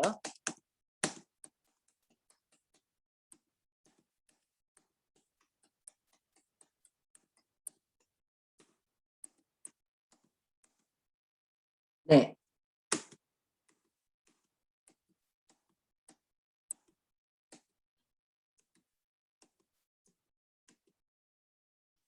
네. 이제 이 그리시네가가 17장에 가면은 3절에 엘리야가 그리시네가에서 숨어 있었어요. 이거는 어디 있는 거예요? 요단강에 있죠. 요단강 쪽에. 그러니까 지금 이게 요단강이잖아요. 그리시네가가 정확하게 어딘지는 모르겠어요. 근데 어쨌든 요단강 근처에서 스토리가 이제 시작이 되는 거죠. 왕에게 말하고 나서. 그러면 저를 먼저 봐볼래요? 지금 비가 오지 않는다 그랬잖아요. 왜 하나님께서 비가 오지 않는다는 심판을 지금 내리고 있을까요? 아합 왕이 지금 조금 전에 얼마나 악한 왕이었는지, 남쪽과 북쪽을 향해서 얼마나 악한 짓을 했는지 우리가 하나님 앞에서 악했다는 거죠. 바알을 갖고 왔다. 모든 나라와 백성들이 바알을 섬기게 됐다. 이게 가장 악하다라는 걸 강조를 해 주셨어요. 이게 심판으로 지금 17장에 비를 안 주신다는 거죠. 그러면 여러분은 연관이 안 되죠. 비 심판을 했구나. 근데 이제 성경을 재밌게 읽으려면 이걸 연결이 돼야죠. 바알과 플러스 아세라가, 제가 사사기 때도 얘기를 한번 했는지 몰라요. 성행위를 해요. 그 결과로 뭐가 온다고 믿었냐면 비가 온다고 믿었어요. 들어보셨죠? 그러면 바알과 아세라 신전에는 신창이 있다 그랬잖아요. 여자 신창이 있어요. 그래서 남자들이 오면은 그 제식이 성행위를 하는 거죠. 섹스를 하는 거죠. 그러니까 가정이 무너지겠죠. 정식적으로 음란이 이 사회에 물들게 하는 거겠죠. 그러니까 사탄이 하는 일은 뭐예요? 가정 파괴예요. 교회 파괴예요. 지금도 똑같아요. 동성연애자들을 통해서 뭐를 하는 거예요? 가정 파괴고 교회 파괴예요. 결국은. 가정이 파괴되고 교회가 파괴되면요. 나라가 파괴돼요. 나라가 멸망하게 돼요. 이거는 정확한 창세기에서부터 롯을 통해서 보여줬던 것처럼 당연히 이어가는 순서거든요. 이렇게 해서 목축업을 하는 이스라엘 백성들이 가나안 땅에 와보니까 바알과 아세라를 믿는 거예요. 어떻게 하면 비가 오는 거야? 물었더니 이들이 뭐라고 말할 거예요? 바알과 아세라에게 제사를 지내면 비가 오지. 그러니까 이스라엘 백성들도 특별히 이 시대에 더 바알과 아세라를 극심하게 섬겼죠. 이 당시에 농업을 하면서 비가 굉장히 중요했을 거 아니에요? 그러니까 이 비가 오게 하는 거, 아세라가 전번에 제가 아데미 신상도 보여줬지만, 이제 저도 몰랐을 때는 아세라 신상을 봤을 때 젖이 온 몸에 다 둘러 있는 줄 알았는데, 책을 보니까 그게 여자의 유방이 아니고 소의 고환이에요. 다 젖 주변에 있는 게. 그러니까 풍요의 남자의 Y 염색체와 여자의 X 염색체가 많은 자손을 주게 한다라는 상징으로 그렇게 소의 고환이 수십 개가 이렇게 둘러 있듯이 이런 바알과 아세라가 뭐예요? 사람에게 많은 다산을 준다. 곡식에게는 풍요를 준다. 지금으로 말하면 뭐예요? 돈이에요. 그래서 바알과 아세라를 섬겼잖아요. 그래서 하나님께서 17장에서 비를 오지 않는다는 것은 뭐에 대한 심판이에요? 지금 출애굽기를 공부하면서 새벽 기도를 하면서 애굽 신들에 대한 심판이다. 하나님이 살아계신 걸 보여준다라는 걸 날마다 우리가 듣고 있는데 마찬가지예요. 이 세상을 살아가면서 하나님의 사람들은 하나님을 보여주는 역할을 하고 이 신들과의 싸움을 하는 게 영적 전쟁이죠. 마찬가지로 바알과 아세라가 비를 갖다 준다고 웃기지 마. 하나님이 비를 주시는 거야 라고 알려주시는 거죠.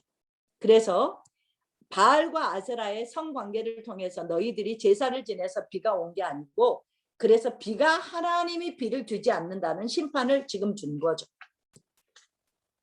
그래서 이렇게 그리시네가에 있었는데 비가 안 오니까 말랐죠.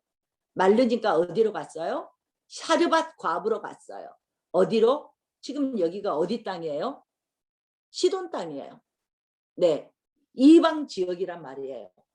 그래서 하나님께서는 이스라엘의 하나님께서 구원을 베풀 만한 사람을 만날 수가 없어서 사르밧 가장 불쌍한 집에 가서 가루가 다 떨어져 가고 기름도 한 번 해먹고 떨어져 간다는 이 집에 가서 먼저 공개를 받은 다음에 가루와 기름이 떨어지지 않는 축복을 주었다.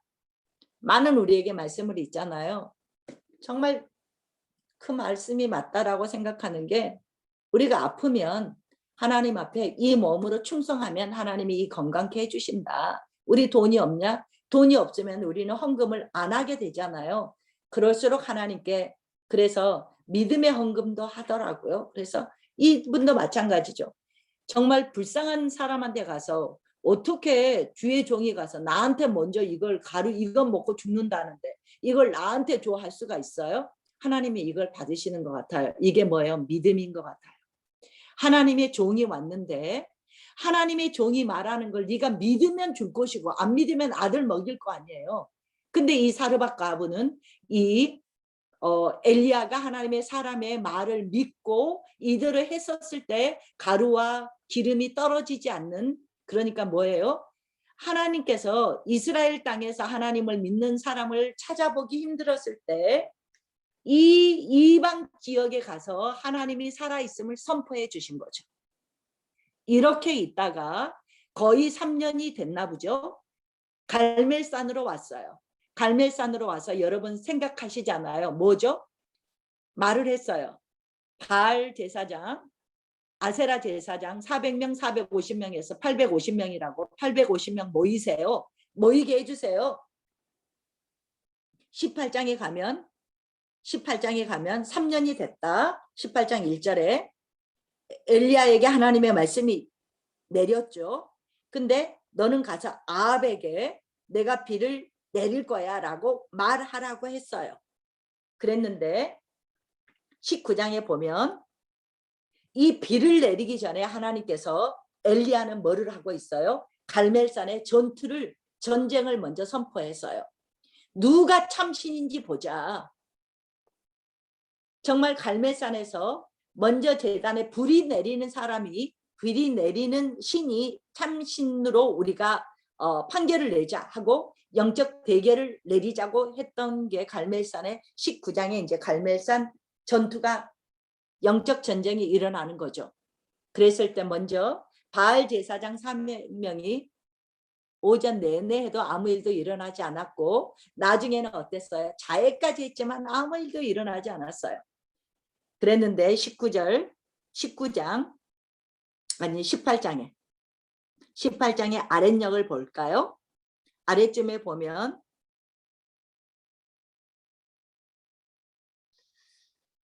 이렇게 제단을 쌓으면서 21절 보니까 18장 21절 백성들한테 이걸 보러 다 나와 있겠죠. 이랬을 때 언제까지 하나님과 바알 사이에서 왔다 갔다 머문머문 하겠냐.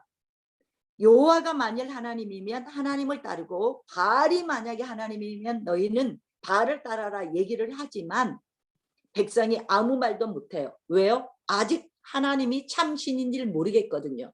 우리가 말을 했어요. 레위 지파가 다 남쪽으로 갔고 북쪽 이스라엘은 말씀이 사라진 나라구나라는 걸 우리가 알고 있는 거죠. 그랬으니 이들에게 신앙이 제대로 들어갈 리가 없죠. 21절에 이렇게 엘리야가 말해도 백성이 아무도 말하지 않았어요. 그래서 22절에 엘리야는 어떻게 생각해? 나만 혼자 하나님의 선지자로 남았고 바알 제사장 450명이 이때 하나님께서 역사하지 않으면 엘리야는 찢겨 죽겠죠. 그래서 23절 눈으로 보세요. 송아지 둘을 이렇게 제단 위에 올렸어요. 그래 놓고 불로 응답하는 신이 하나님이다 하니까 백성이 24절 뭐라 그래요? 네, 그럽시다. 옳습니다. 라고 말을 했어요. 그랬을 때 25절 이제 보면 바알 제사장들이 먼저 하고 30절 볼게요. 이제 바알 제사장들이 아무리 해도 불이 내리지 않았어요. 그러자 30절에 엘리야는 어떻게 하나 봅시다. 30절에 엘리야는 무너진 제단을 다시 쌓았어요. 그리고 32절에 그 제단을 쌓고 도랑을 팠어요. 도랑을 파놓고 그 비가 안 와서 어려운 이 시점에 물을 어디서 갖고 왔는지 참으로 어렵게 가져왔겠죠. 3년이 비가 안 왔는데 제가 스리랑카에 있을 때 1년이 비가 안 왔는데 우물이 마르더라고요. 그러니까 막 다른 산지 쪽에서 물을 갖다 주더라고요. 근데 여기는 3년이 비가 안 왔어요. 그랬는데 어때요? 가장 귀한 헌물을 하나님께 33절에 그 또랑에도 제물 위에까지 제단 위에까지 물을 갖다 퍼 부었어요. 그러니까 바켓으로 말하면 12바켓을 3번이나 이렇게 4통씩 3번 했으니까 12바켓이라고 우리가 쉽게 말하면 12바켓을 물을 부었더니 제단뿐만이 아니라 옆에 또랑까지 물이 흥건했어요. 나무까지 있을 거 아니에요. 나무까지 물에 다 젖었죠. 이랬는데 35절 보니까 물이 흘러서 또랑까지 물이 찼어요. 이리고 이렇게 하고 나서 36절에 기도를 했죠. 하나님이 하나님 되심을 알게 해달라고. 내가 이걸 한 게 내가 한 게 아니고 하나님이 행하신 걸 알게 해달라고.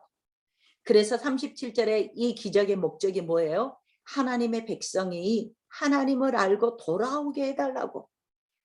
그렇게 했을 때 38절에 엘리야의 기도를 들으시고 하늘에서 불이 내려서 번제물 불에 탄 나무 타요 안 타요? 안 타는데 돌, 나무, 흙, 또랑의 물까지 핥아버렸어요.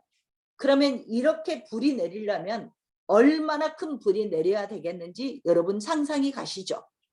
그랬을 때에 39절에 모든 백성이 엎드려서 이제 하나님을 경배하게 되는 거예요. 그리고 나서 이게 뭐예요? 목숨을 내건 예배잖아요. 엘리야는 목숨을 내건 엘리야예요. 예배자예요. 이게 정말 예배잖아요. 요즘에 예배가 3분의 1로 우리 새벽기도도 그렇고 일반 예배도 3분의 1로 수요일 금요일은 나올 수 있는데도 못 나오시더라고요. 왜요? 집에서 예배 드리면 시간이 절약되잖아요. 편하잖아요. 근데 하나님이 받으시는 건 다르겠죠. 하나님이 받으시는 건 다르겠죠. 저도 우리 다 그렇잖아요. 새벽기도 6시에 일어나려면 6시에 가려면 저는 교회까지 20분 가까이 걸리거든요. 걸어가니까. 그러니까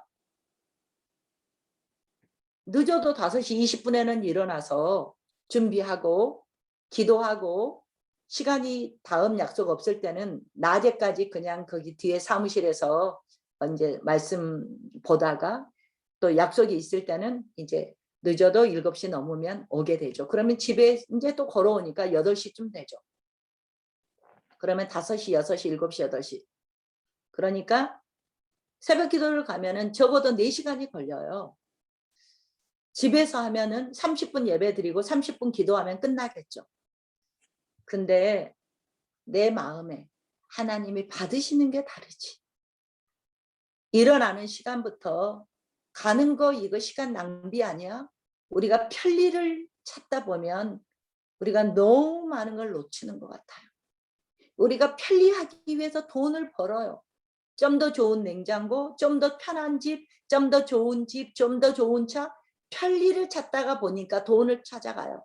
우리가 편리를 내려놓으면 많이 하나님과 가까워질 수 있을 것 같아요. 편리함을 내려놓으면 돈 같은 것도 많이 내려놓을 수 있을 것 같아요. 갈게요.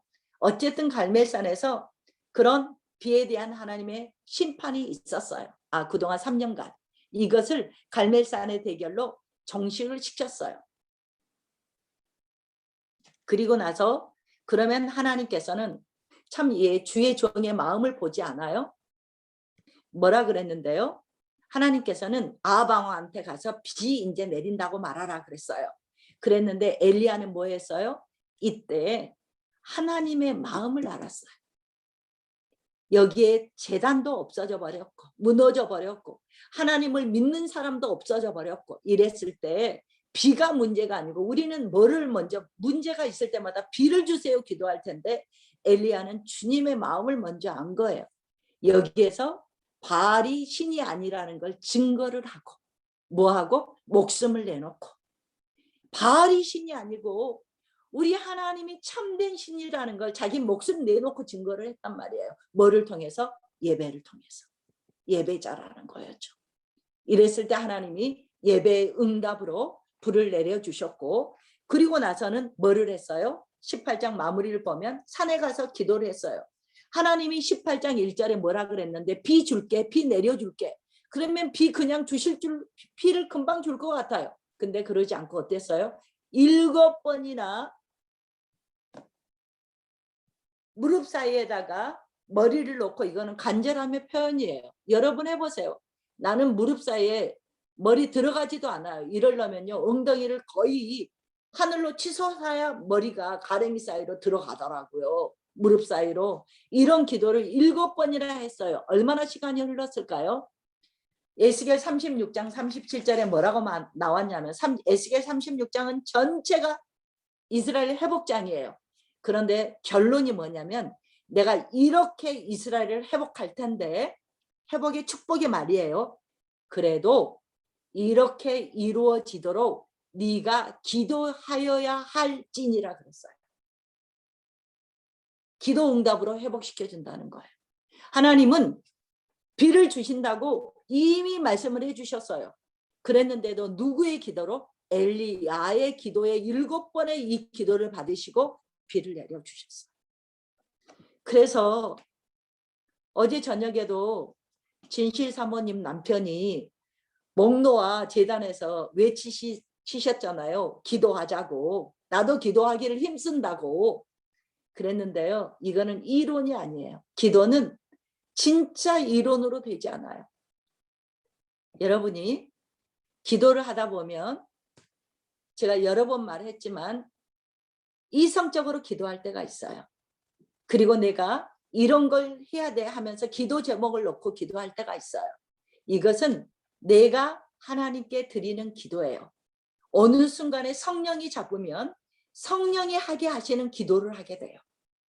이럴 때 정말로 하나님의 역사가 쏟아지고 하나님의 응답이 쏟아지고 하나님과 깊은 관계를 들어가거든요. 이 맛을 알아야 되는데 우리가 이 맛을 못 보면 이거는 기도를 하지 않으면 첫날 기도의 설교를 들어도 여기에 실습이 들어가지 않으면 우리가 기도의 맛을 몰라요. 그래서 기도원도 가는 거예요. 왜요? 함께 부르짖을 때 하나님의 역사를 좀 경험하려고. 내 기도가 30분짜리였으면 좀 한 3시간 해보려고 기도원을 가는 거예요. 이런 경험이 없으면 절대 기도에 깊이 들어갈 수가 없고 하나님과의 그 친밀함을 깊이 맛볼 수가 없어요. 죄송한데 이거는 정말 하늘 수밖에 다른 게 없어요. 그래서 기도하자고 맨날 목 놓아 외치지 않겠어요? 네. 이래서 갈멜산에 대결이 있고 나서 그러면 이제 하나님의 백성들도 돌아왔어. 하나님이 살아계신 것도 알게 됐어. 하나님의 이적으로 비도 왔어. 이러면 하나님의 나라가 이제는 북쪽 이스라엘에도 이루어질 법한데 19절에 엘리야는 이렇게 생각했겠죠. 근데 19장에 딱 여니까 어떻게 해요? 이세벨이 이 말을 다 들었어요. 그리고 나서 2절에 보니까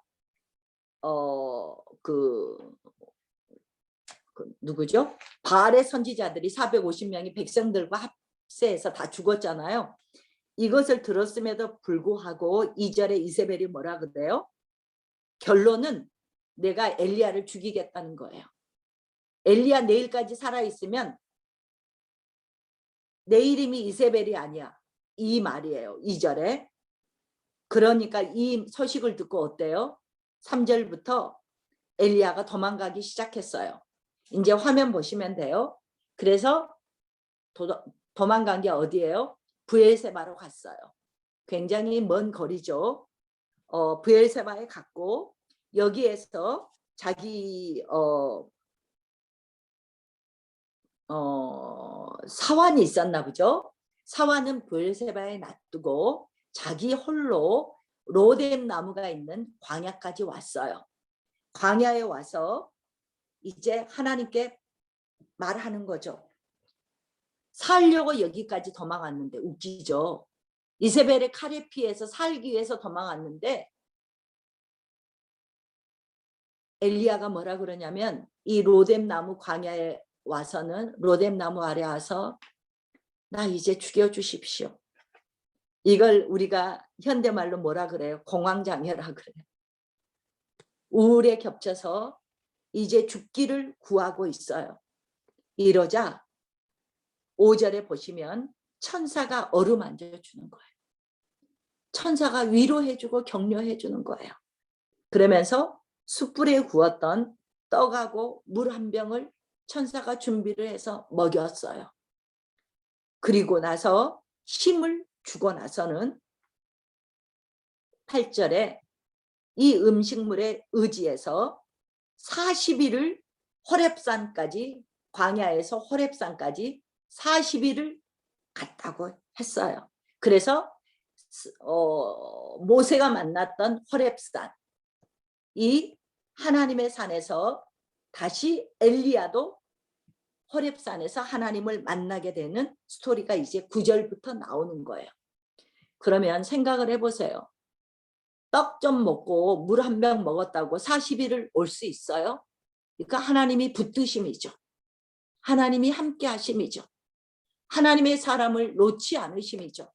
하나님께서 보듬고 함께 가주시는 거죠. 이렇게 8절에 먹고 마시고 40주 40야를 밤낮을 호렙산까지 갔다라는 게 지금 여기 스토리였어요. 그래서 호렙산에서 이 설교는 여러분이 가끔 들었을 거예요. 호렙산에서 하나님을 만나게 됐어요.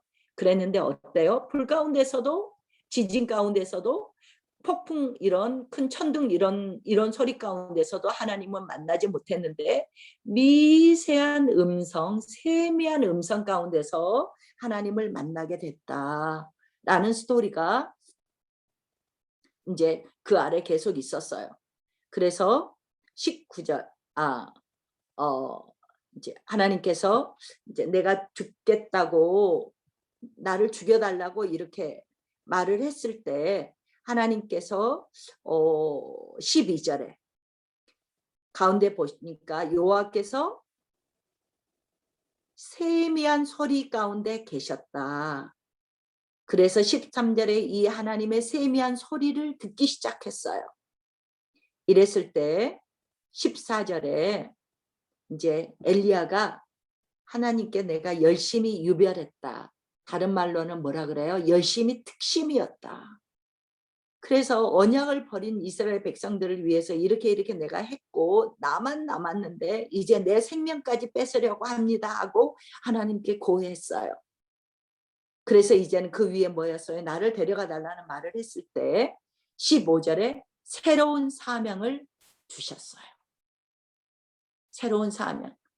하나님의 사람은 사명 따라 사는구나라는 것을 다시 한번 보여주죠. 새로운 사명을 주게 되었습니다. 그랬는데 어때요? 새로운 사명을 주셨어요. 새로운 사명이 뭐냐? 세 명에게 가서 기름을 부어라였어요. 예후, 아합의 다음 왕이 예후 왕조라 그랬죠. 예후에게 다음에 왕이 될 것이다. 이스라엘 왕이 될 것이다. 기름 부어라. 두 번째는 그 아람의 17절 가면 하사엘에게 아람 왕이 될 거라고 하사엘에게 기름 부어라.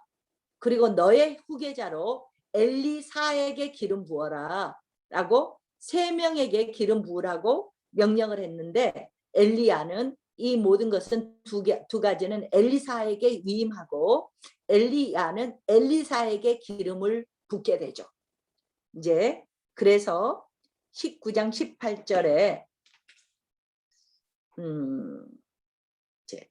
그러니까 하사엘, 예후, 엘리사를 세우는 것은 북쪽의 이스라엘의 하나님의 심판의 도구로 이 사람들을 다 세운다라는 거였죠.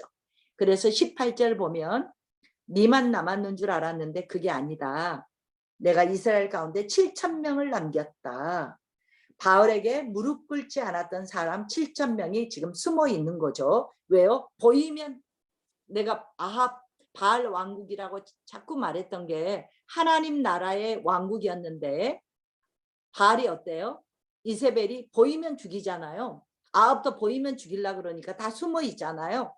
그래서 숨어 있는 자가 7,000명 있고 바알에게 이들은 입 맞추지 아니한 자다라고 말씀을 해주셨어요. 그래서 19절부터는 엘리야가 엘리사한테 가는 거죠. 엘리사한테 가서 이제 그 후계자를 삼는 거죠. 그래서 이 지도를 봐볼래요? 호렙산에서 엘리사가 있는 아벨무홀라의 아벨무홀라로 가서 어때요? 엘리사에게 기름을 부었죠. 그리고 그때로부터 이제 마지막 절에 보면 이제 엘리야를 쫓는 모습을 보게 되고요. 이제 20장은 전쟁의 얘기가 있어요. 전쟁의 얘기 스토리가 있고 그리고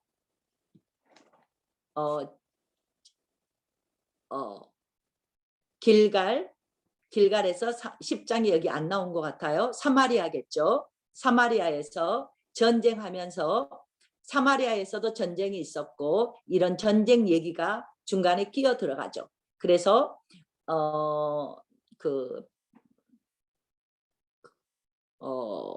이제 여러분 20장을 읽어보시면 이 스토리가 이제 좀 길어요. 그래서 스토리를 읽어보시면 되고 그리고 나서 이스라엘에 와서 그 나봇의 포도원 사건이 있고 이제 이것은 엘리야하고는 관계가 안 됐기 때문에 그냥 이쪽 즈음에서 아벨무홀라에서 우리 엘리사에게 하고 나서 그 후계자로 선정을 하고 나서 길갈에 오면서의 이런 스토리로 얘기를 하고 그리고 나서는 이제 요단강 가기까지 누구를 쫓아가는 거죠? 엘리야를 길갈, 베델, 여리고 제가 다음 페이지를 해드릴게요. 베델, 여리고, 요단강까지. 여러분 이것이 이제 그 2장에 1장부터 열왕기 상위 22장에서 아합이 죽으면서 끝나고요. 열왕기 상 1장에서 아합의 아들이 이제 아하시아가 바알세불을 찾고 죽게 된다는 스토리가 나오고 그리고 나서 2장에 가면은 2장이 엘리사가 엘리야의 후계자가 되는, 여러분이 열왕기하 2장을 봐보세요. 눈으로 보시면 엘리야가 헤어리 바람을 타고 이 요단에서 요단강을 자기 옷을 이렇게 치면서 건너갔잖아요. 엘리야가. 이래서 요단을 건넜고, 이를 길갈에서 계속 길갈에서 멈춰 있으라 그래도 엘리사는 따라왔어요. 베델에서 멈추라 그래도 너 여기 있어, 나는 하나님께로 가야 된다고 해도 절대 놓지 않고 엘리사가 쫓아왔어요. 여리고에서도 계속 쫓아왔어요. 그리고 어디까지? 요단강까지 계속 쫓아갔어요. 그래서 구하는 말이, 2장에서 구하는 말이 뭐였어요? 2장 9절을 보시고 2장 9절에 공경미 우리 집사님께서 읽어주실래요?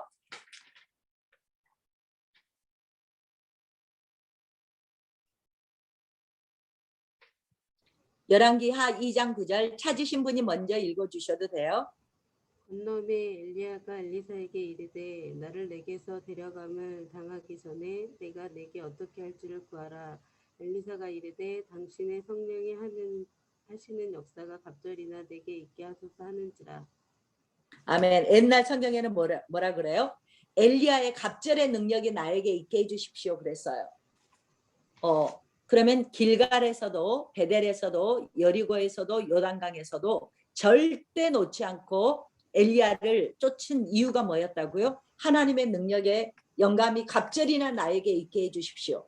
그래서 신학자들은 뭐라 그래요? 갑절은 장자에게 주는 축복권이다 라고 말하는데, 우리는 거기에 멈출 수가 없죠. 여러분 보세요. 엘리야가 왜 엘리사에게 기름을 붓게 됐어요?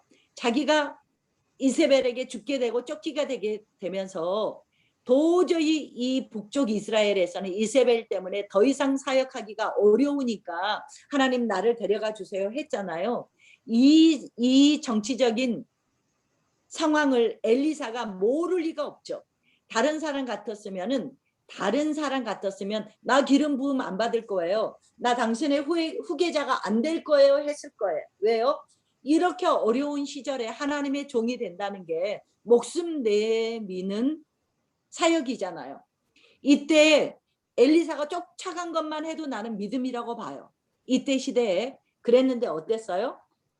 분명히 엘리사가 선지자가 되고 난 다음에는 엘리야의 후계자구나, 그러면 이세벨이 또 죽이려고 할 텐데, 하나님이 주신 능력 없이, 하나님이 주신 권세 없이 어떻게 이 땅에서 하나님의 사역을 감당할 수가 있겠어요? 하나님의 사명을. 그래서도 여기에서도 사도행전 2장과 연결이 되잖아요. 너희가 성령이 임하시면 권능을 받고 똔똔똔똔똔 증인이 되리라 했던 것처럼, 엘리사에게는 하나님의 능력이 없으면 나는 이 사역을 감당할 수 없어, 이 생각밖에 없었을 것 같아요. 나여도. 그래서 정말 이번에도 이해신 선교사가 가면서도 이 말을 했어요. 우리끼리 이런 말을 했어요. 진짜 선교사님 아픈데, 정말 이렇게 힘든데 보내기가 너무 마음이 아프다. 정말로 이번에 가면 또 못 돌아올지도 모르는데 어떡하죠? 그랬더니 늘 전번에 민선교사 하나님께 안김을 받을 때도 우리가 그런 말을 했어요. 선교사가 선교지에서 죽으면 영광이지. 죽음이 두렵니? 우리가 죽음이 두렵다면 그 길을 어떻게 가겠어? 참, 그래서 그분을 위해서 기도가 돼요. 그 아픈 사람이 정말 이 사명 때문에 내가 그 공목사님하고 얘기하는데 그 말을 몇 번을 하더라고요. 그 학교가 예수님이 다시 오실 때까지 크리스찬 학교로 남아 있어서 하나님의 사람이 인재가 계속 거기에서 자라났으면 좋겠다. 예수님이 오실 때까지 그 학교가 다른 사람 입으로 들어가지 않고 하나님의 학교가 됐으면 좋겠다. 이 말을 몇 번을 하더라고요. 이럴 때 우리가 처음부터 끝까지, 그래서 그 양반이, 그 선교사님이 지금 유방암까지 되면 이제 6번째 암이 되는 거예요. 이런데도 불구하고 뭘 따라가는 거예요? 사명 따라가는 거잖아요. 사명 따라가잖아요. 이럴 때 죽어도 몇 번 죽을 그런 위기에 몇 번이나 위기가 있었는데도 어때요? 하나님은 아직 사명이 남아있기 때문에 살려두시는구나. 그래서 하나님의 능력 의지할 수밖에 없잖아요. 하나님이 우리는 권세 앞밖에 없잖아요. 그래서 아침 그룹에서는 오늘 사도행전을 끝냈거든요. 로마에 가기 전에 사도 바울이 탔던 배가 다 파산이 되죠. 다 파산이 되고 배도 깨지고 배에 있는 모든 물건도 다 바다에 잠기고 결국 우리가 가는 것은 물질도 아닌 것 같아요. 명예도 아닌 것 같아요. 뭐예요? 멜리데 섬에 가 있는데 뱀이 물고 있잖아요. 뱀이 덜렁덜렁. 그러니까 사람들이 뭐라 그래요? 그 풍랑에서는 살아났는데 공의의 신이 너는 여기에서 뱀에 물려 죽는구나 그랬는데 그래서 사람들이 응급조치도 안 하고 이렇게 쳐다보고 있었는데 뱀을 그냥 불에다 떨어뜨려 버리고 죽지 않고 사는 거 보니까 당신이 신이다 하면서 하나님의 그 역사를 그 섬에 하나님이 풀어주셨고 그러니까 돈도 없어. 그 어떤 아무것도 없고 목숨만 멜리데 섬에 도착했는데도 전승에 의하면 왜 하나님께서 멜리데 섬에 걸리게 했는지는 모르겠지만 후대의 책에 의한 전승에 보면 이 섬의 90%가 크리스찬이 됐다. 그리고 보블리오라는 이 섬의 가장 높은 사람이 제1호 감독이 됐다라고 책에 쓰여 있더라고요. 하나님은 이유가 있어서 멜리데 섬에 도착하게 했겠죠. 그랬을 때도 사도 바울도 이 섬에 도착했을 때 갖고 있는 건 뭐밖에 없었어요? 제수였지만 아무것도 없는데 남아있는 건 바울에게 남아있는 건 하나님밖에 없었어요. 하나님의 그래서 그에게 나간 거는 하나님의 능력밖에 없었듯이 엘리야도 어땠어요? 다 죽이려고 아무것도 없었는데 하나님의 능력으로 여기까지 또 여기 요단강에 자기 옷을 치고 요단강이 건너게 됐죠. 이걸 지켜봤던 엘리사는 오직 구한 것은 돈도 아니고 명예도 아니고 자기의 일신상의 평안도 아니고 하나님의 능력이 나는 없으면 이 사역을 못 감당할 것 같습니다. 사명 감당을 위해서 기도했죠. 요즘에 우리 기도 속에 하나님의 능력을 덧입혀 주십시오. 하나님의 권세가 우리 안에 넘쳐나게 해주십시오. 그래서 우리가 하나님을 보이는 자가 되게 해주십시오. 이런 기도가 어느덧 없어져 가는 것 같아요. 코로나가 없어지게 해주세요. 이 기도는 하는데 우리가 이 시대의 사명을 감당하기 위해서 하나님의 능력으로 옷 입혀 주십시오. 이런 기도가 우리에게 사라져가는 것 같아서 너무 통곡이 돼. 근데 이 기도를 엘리사가 했어요. 이 기도가 우리의 기도가 됐으면 좋겠어요.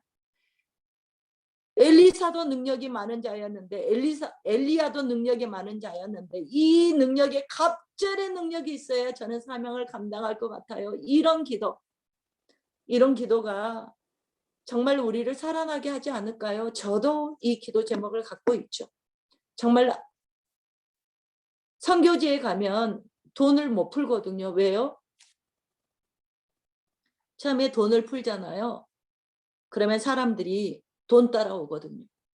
그러니까 가능하면 돈을 멈추고 하나님의 말씀만 먹이고 뭐 이 정도만 하려는 거죠. 그래서 나는 너희에게 하나님을 보여주러 온 사람이야. 이 사역에 실패하면 그 사람들은 돈으로 부패하게 만들더라고요.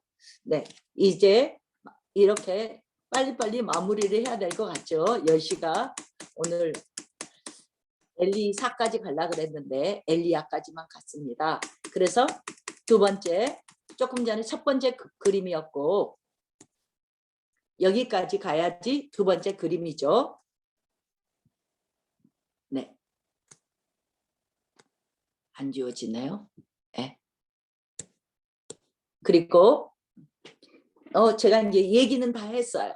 그래서 이 엘리야는 요단강에서 엘리사에게 기름을 붓고 또 열왕기 하 여기 볼래요? 보면 승천을 하는데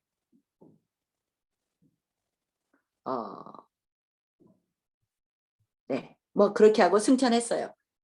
제가 10시까지 끝낸다고 약속을 해드렸기 때문에 이렇게 엘리사에게 하나님의 그 옷이 떨어질 때 능력이 정말로 임했다는 증거로 엘리야도 옷으로 이렇게 물을 가르고 요단을 건넜는데 엘리사도 건너오면서 그 옷으로 물을 가르고 하나님의 이 능력이 엘리사에게 임했다라는 걸 보여주면서 엘리사의 사역이 이제 시작되는 걸로 엘리야의 사명은 이 마지막의 소원까지도 하나님께서 들어주시고 그리고 엘리야는 하나님께로 올라가는 이런 승천을 하면서 열왕기하 2장으로 엘리야는 사역이 끝나고 그리고 엘리사의 사역이 열왕기하 3장에서부터 이제 계속될 거 계속 이제 다음 주에 엘리사부터 우리가 계속 보겠습니다. 이렇게 오늘 10시가 돼서 끝내고요. 1분만 우리가 어려웠던 북이스라엘의 하나님의 말씀이 놓쳐버렸고 정권 때문에 왕이 금송아지 우상을 만들어버린 바람에 한 나라가 우상의 왕국이 돼버린 스토리를 우리가 봤어요. 이랬을 때 목숨을 건 하나님을 보여준 엘리야의 사역과 함께 보면서 우리가 과연 이런 나라는 결국 멸망하게 되고 이제 머지않아서 17장 가면 멸망하게 되죠. 멸망하게 되고 우리가 정말 이 멸망의 스토리를 보면서 멸망하는 스토리거든요. 왜 멸망했나를 이 성경이 우리에게 보여주고 있었죠.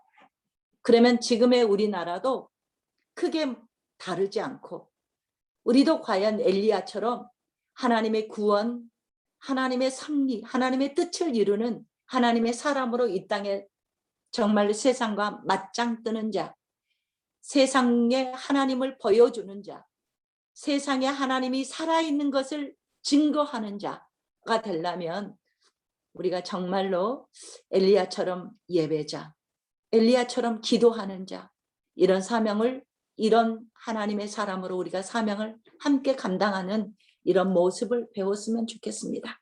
네, 주님의 이름을 부르면서 1분만 함께 기도하고 그리고 마칠게요. 네, 네팔 선교사님을 위해서도 기도해 주시고 주여 하나님, 우리가 이 시간 너무 귀한 말씀 들었습니다. 정말로 우리가 우리의 모습을 다시 한번 돌아볼 수 있는 너무 소중하고 귀한 시간입니다. 아버지, 우리 마음 가운데 얼마나 하나님을 사모하고 있는지 아니면 주의 능력을 사모하며 강조하는지 우리의 모습을 다시 한번 돌아보게 하여 주시옵소서. 정말로 말씀을 하나님, 믿는 자를 보게 부끄럽습니다. 하나님의 정말 부끄럽습니다. 마음에서 성령이 붙잡아 하나님의 뜻대로 가는 것은 기도, 성령께서 인도하시는 정말로 기도가 우리 믿음이 가운데 있는지 필요합니다.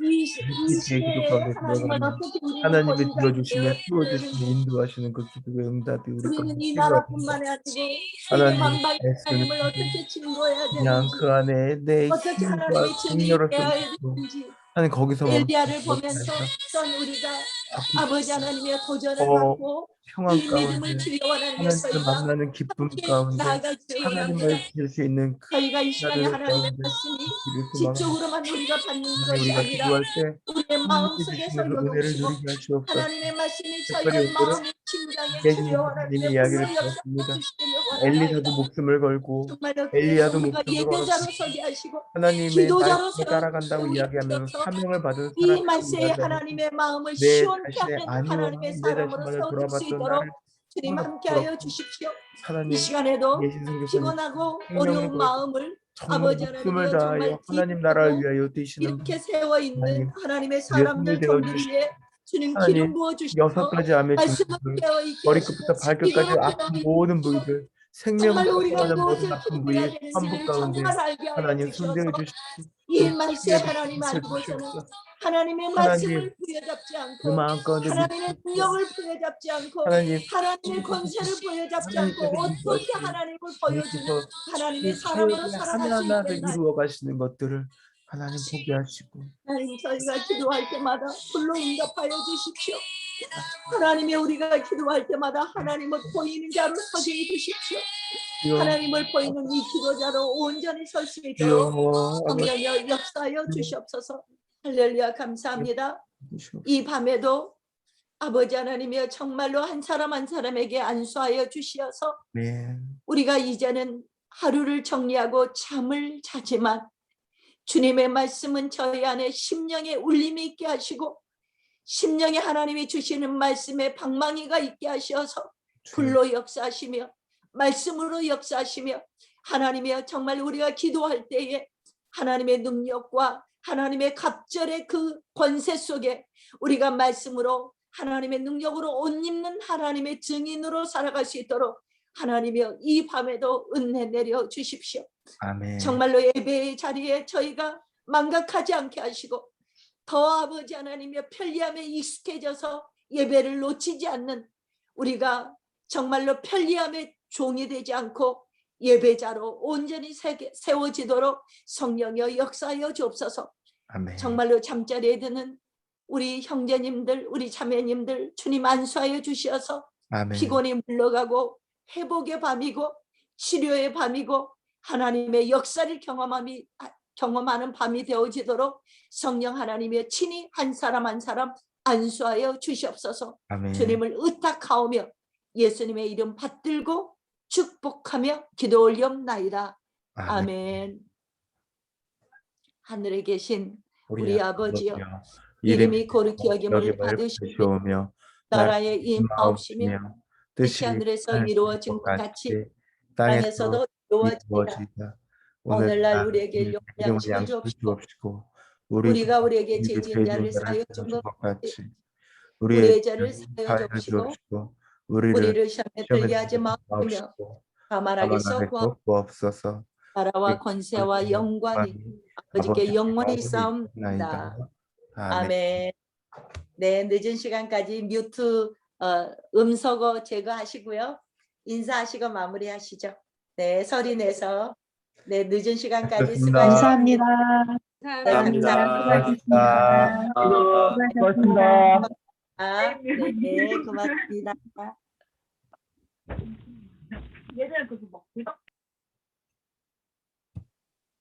종료하겠습니다.